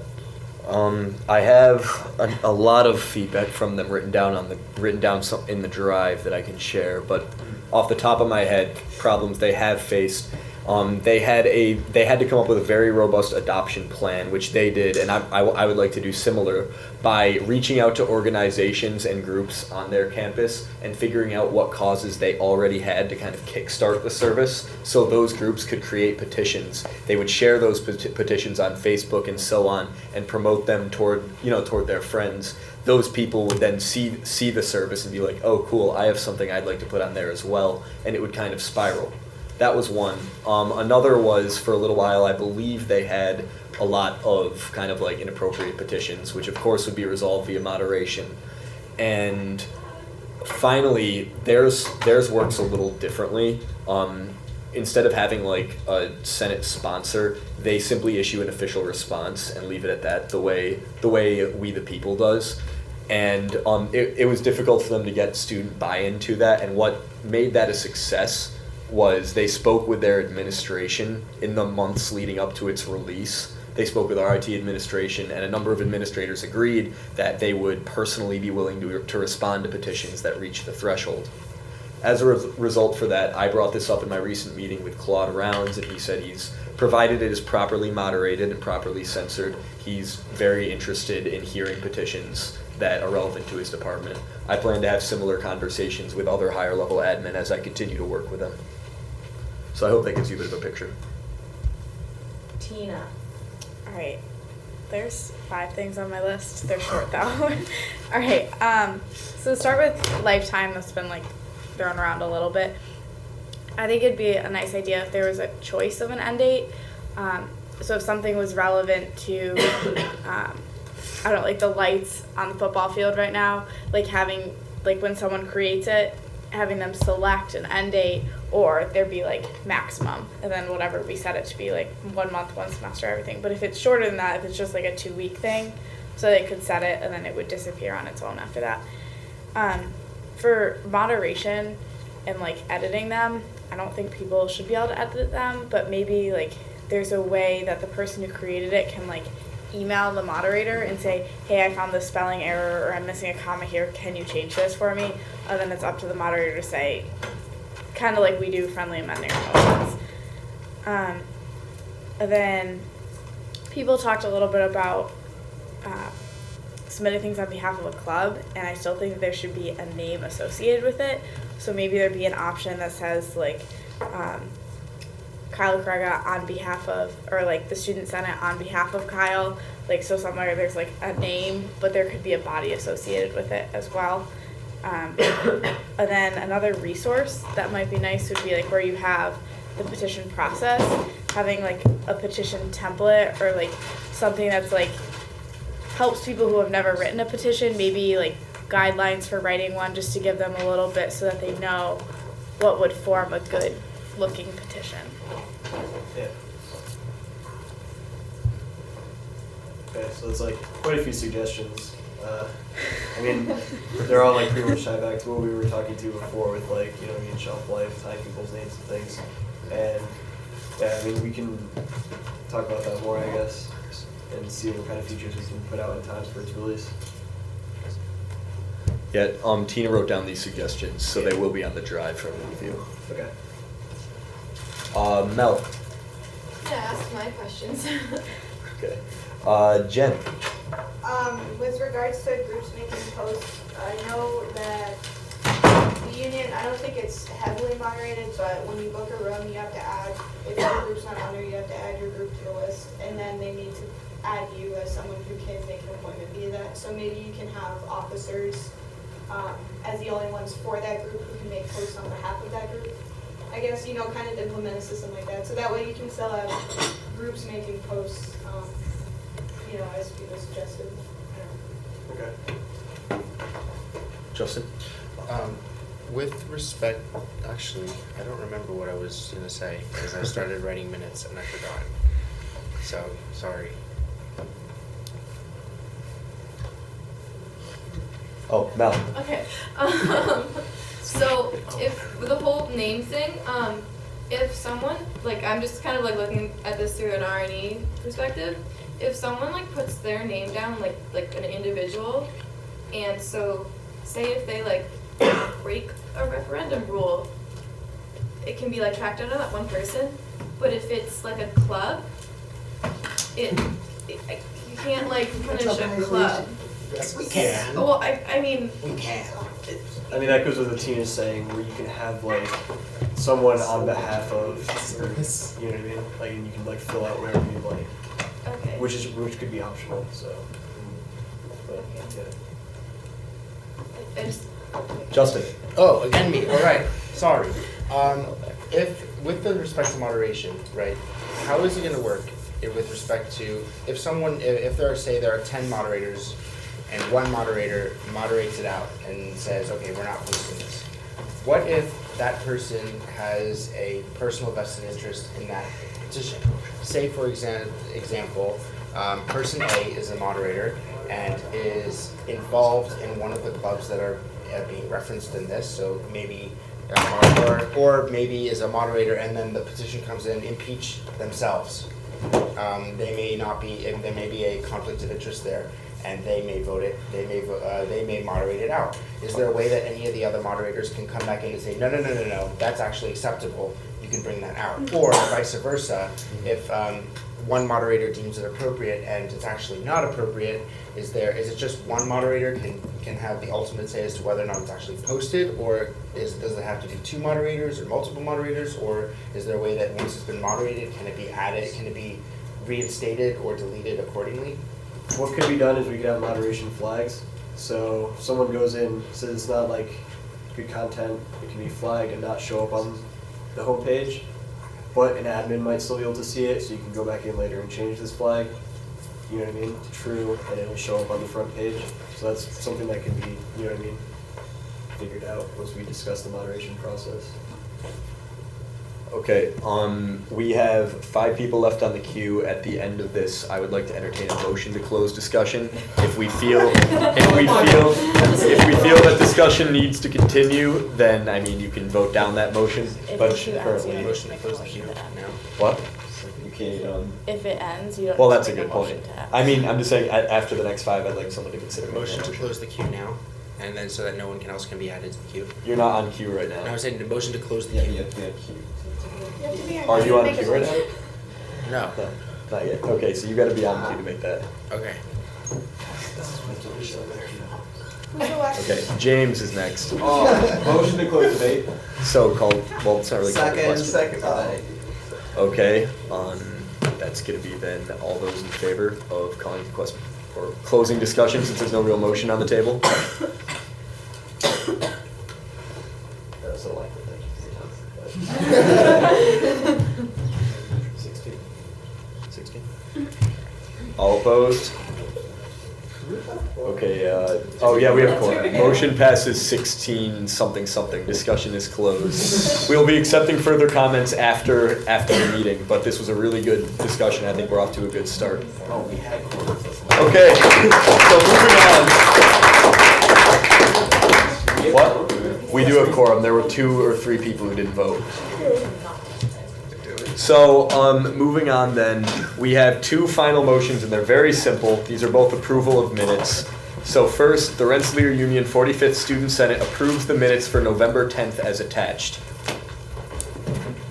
Queue's open. Okay, were these printed out and or sent around? They've been distributed to the Senate. We don't have printed copies because printing's very limited right now. Jen? I was voting early. Okay, any other comments on November 10th? Tina? Just a comment for everyone in general, the minutes typically come from Cody, so like if you don't see them or you're looking for them, you should be able to search your inbox for stuff from her and you should find them. Anybody else? Queue's empty. All right, seeing none, we move to vote. The Rensselaer Union 45th Student Senate approves the minutes for November 10th as attached. So moved by Tina and seconded by Case. All those in favor?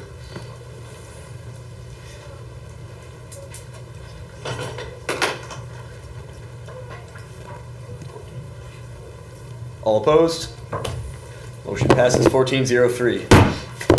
And our final motion, the Rensselaer Union 45th Student Senate approves the minutes for November 3rd as attached. So moved by Joe and seconded by Lisa. Any questions? Okay, seeing none, we move to vote. All those in favor?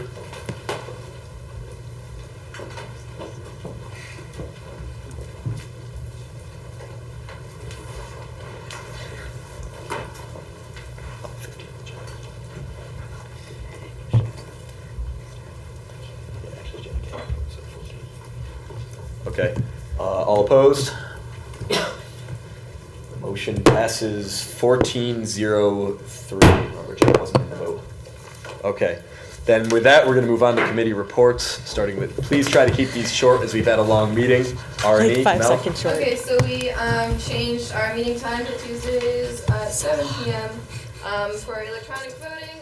Todd's going to talk to someone to figure out, Martha, to figure out the card swipe, like we're buying the card swiping, and then we're in the process of writing a proposal to buy the card swipes. Referendum will most likely be done, the rules, will most likely be done by early December. And we are accepting submissions for our motivational videos of the weeks. So if you have any motivational videos that you would like to send to R&E, you can email me at rne@union.rpi.edu. All right, thank you, Mel. You're welcome. Marcus, AAC. Academic Affairs meets 7 to 8 p.m. on Thursdays. Right now, the research archive is making good progress. We're hoping to have a proposal out by the end of the semester. The directory is also making good progress. We found out, again, that a pilot is running of the program that we were going to suggest. So we're looking into that, gain more information on what's going on. And again, AAC meets 7 to 8 Thursday evenings. All right, thank you, In Marcus. 3510. Thank you, Marcus. Have you thought about changing that to the SGS? Right, I have to take care of that if the other things can get moved. All right, Jen, SGC. SGC had a very successful tabling event last week. We had 15 students who left comments and or signed up for committees. I emailed that out. I hope you guys got it. Yeah. We're also going to start posting for Mueller Center and Academic Affairs Archive, and what was the other one? More with ASAC as well. Other than that, we compiled the survey, and we meet Tuesdays 8 to 9 in SGS. Okay. With regards to the interested students in the different committees, chairs, when you get these emails, I recommend reaching out to them individually. It's just a more personal way to contact them and spark their interest. Joe, you're filling in for Michael. Yes, I am. FSC. So, speaking of Mueller Center, Cody has finished the survey. That's basically all I'm done. It's going to be sent out very soon, distributed in the Mueller Center specifically. The Green Revolving Fund, there, try it one more time. The Green Revolving Fund, which we discussed last meeting, now meets Wednesdays at 8 p.m. in the Union Games Room. Feel free to stop by if you'd like. Email Dan Z if you're interested. Crosswalks is on its way, working on it. Arizona Fathers, working on it. We meet 5. The SJS, be there. HSAC. So, our main plan proposal is underway. there should be a draft finished or almost finished for tomorrow's meeting at 6 p.m. in the SGS, so we can hopefully finish it and present it on the 24th. If not, we'll delay a week. Any questions? Eat well. Okay. Thank you, Joe. Lexi's not here for SLC. Case, you got it? Yeah. So the Res Halls project is preparing a proposal to be presented at the Senate meeting next week, and the Health Center is preparing their pharmacy proposal for the last Senate meeting of the semester. Okay. Thank you. Paul, policy.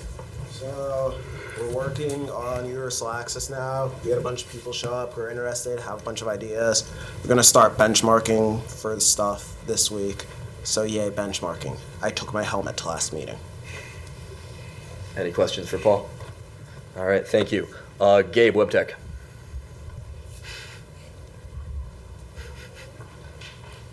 Yeah, so this week we were working on some of more like the e-board oriented stuff on the Senate website. Justin and I went to the focus group there, which was led by Tina, and we heard what was going to be going on with that. Otherwise, I've been working on the petition stuff, so that's all I really have to report. Okay, and again, if you're interested in helping out with the petition project, Gabe, what time is WebTech's meeting? Yep, WebTech's meetings are 8 o'clock on Tuesdays in the SGS. All right, thank you. Tina, website. So as Gabe said, our last focus group was on the e-board, and that was really good, so we did something similar to what we did with Senate. I've also been meeting with Holly and talking about some different things, and we've decided to change the scope of the website a little bit at this point. So we're now doing just Senate e-board and J-board for this term, with the idea that class councils will launch starting in the fall, once there's like a freshman class, or like after elections a little bit further down the road, because their structure is slightly different. So to nail down these three first, then move on to the other ones. That being said, the focus group schedule is changing, and I'll get a new one to reflect that change. Point of information, who looks at the Senate at union.rpi.edu email address? Like, who has control over that? That'd be me and I think the other cabinet officers as well. I wasn't sure if it was WebTech. It sent me, I sent 2 emails last week that got returned to me today.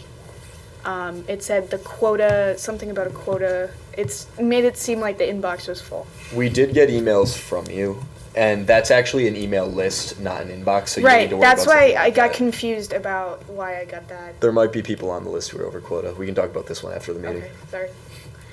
Okay. Morgan then, CRC. Okay. I can read it if you want. So pretty much we've been working on community service project, and we're working on it. Yeah. We meet on Thursdays at 8. In the SGS. Okay, thank you, Morgan. Sorry about that. Nate. Constitution committees meet Thursday at 7 p.m. in 3606. I'd really like to see a few more of you guys there.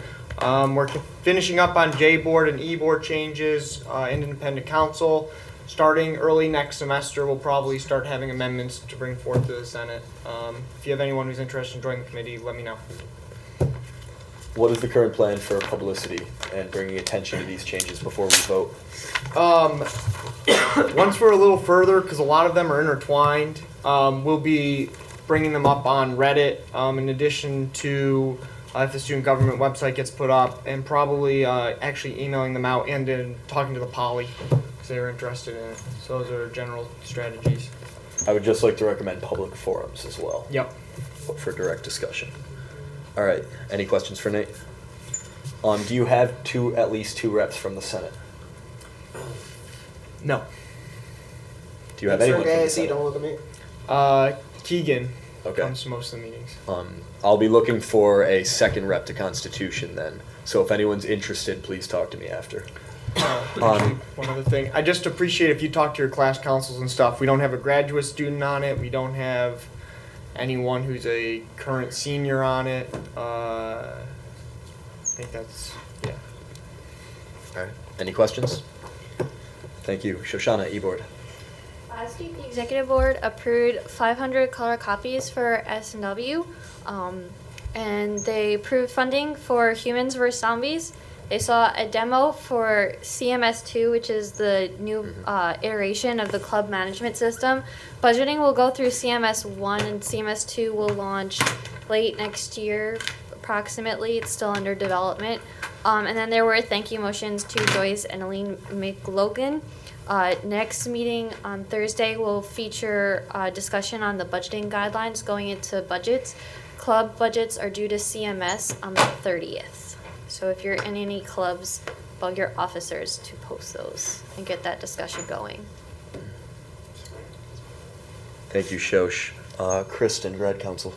The grad council met last week. We nailed down what we'd like to see for wine and cheese night, and we're all getting tips trained on Friday. All right, thank you. James, I have some. Talk about the class council task force, if you were there today. E-board? Yeah. So right now, progress is that the e-board task force has decided that if there's any regulation or like checking system, it would be e-board that would overlook possibly all of the class council as well as the graduate council budgets and approve them. We don't have any guidelines to say yet what they would have to approve or disapprove. So that's probably next meeting is talking about what guidelines should be set separately for the undergrad councils and the graduate council. I don't know, personally it seems like if we're gonna have our council budgets voted on, that process will have to get approved by the Senate because it will be written in, I don't know where it would be written in. Changes will have to go through your respective councils and then be voted on by the Senate. But if the recommendation for the change is to have them be regulated by the e-board, then the budgets themselves would just go through the e-board provided the change is made. Does that make sense? But like, what if I don't want that process to take place? Who votes on that? Any change in process will go through us ultimately. Right. Yeah. So I just feel like right now we might be putting in a lot of effort for nothing because I don't know if it's going to get approved. Like, it just doesn't seem feasible. That's democracy. That's the system. It was a long meeting. Any other questions or comments on the task force? Okay, then we're going to move on. James, IFC. The e-board is getting elected this week. That's it. Cool. Morgan, Penhell. Same here, but it's tonight. Oh, come on. Oh, no. Okay. Well, that concludes these reports. To wrap this up, we have my report. I was going to have a conversation about ideas for a Senate social, but since this has already been a long enough meeting, instead, if anyone has any ideas, please just send them to me. I've been talking with Jen a little about this, and we'd like to do just one fun thing before the end of the year, especially since we reached our survey goal of 750 people. So email me your social ideas or email them right to Jen, and we'll talk about it and work on it. Preparation for next semester, there's a few things that'll be going out to you guys. First, a when is good for a new meeting time based on your class schedules. We can even stick with this meeting time, we just want to make sure that everyone can make it. Second, there will be a Senate leadership feedback survey. This will be for myself and for all of the committee chairs. So give us your feedback, tell us what you think we've been doing well, what you think we could improve on. This is going to go out around Thanksgiving break time, so that we can look at the data in our final cabinet meet. Well, not even in cabinet, we can look at it across the final week, one-on-one. And for committee chairs, I'll get to you in just a sec, for committee chairs, we're going to be doing end of semester reviews similar to what was done last year. So just start to get in the mindset of kind of looking at how your committee's done. And if you want, you could even start writing down progress and where you stand on some of the projects. The Middle States Accreditation Committee, you should have all been given an email about this. Specifically Subcommittee 5. Yeah. What are you talking about? Well, Marcus, you might be able to clarify a little more. No, this is a different subcommittee entirely than the one I'm Okay. working on, so that's the key difference. Subcommittee 4 versus 14 or something. Well, the Middle States Accreditation Committee is evaluating the Institute for accreditation standards, and one of those standards is leadership and governance. This is standard 4. As part of their conversations, they want to hold a meeting with all of us as student leaders. So the Senate is invited to attend. I didn't get this. December 5th. As far as I knew, this was sent out to everybody. Okay. I didn't get it either. Grads can't go. We have wine and cheese night. All right. Well, I'll communicate that, and I'll communicate what Paul said to. Listen up, guys. I'm going to communicate all this to Jen Brock and see if she is inviting the whole Senate. Because if she is, I will forward that to all of you, and you can give input as to the timing. I'll also mention the graduate concern to see if anything can be done about that. I think it was only sent to the cabinet leaders right now. You got it? Because I got it. Okay. I think it was only sent to cabinet. Yeah, I think it was just. All right. If she just wants cabinet, fair enough. But I'll double check. Joe? So I also received the email. Right now, tentatively, the meeting is December 5th at 5 p.m. Subject to change, but most likely set in some room in the union somewhere. Mm-hmm. Thank you. 3511. Thank you. Justin, you had something? That's okay. Okay, almost forgot you there. Sorry about that. Finally, we have 2 remaining meetings this semester, and I will say, like this meeting, they're probably going to be a bit lengthy. We have several projects being proposed and a few motions, very interesting motions that are going to come before us. I'll do my best to provide some sort of like food or something to kind of keep people going, but thank you for sitting through this one. I know it was long, and I think we had a very productive set of discussions. That should be all. Do we have any unfinished or new business questions from our press? Marcus? Is your mother a hamster or not? I will gladly inform you that no, she is not. On that point about the last 2 meetings, next week is Thanksgiving, but we really need quorum. Yeah. So, There will not be cabinet next week. No, that's during Thanksgiving break. but just make sure that you guys don't take off Monday night. Yeah, we're voting on a couple of like actual projects that the committees have worked on all semester, so make sure you're there. Anybody else? Okay, meeting adjourned. Thanks, guys.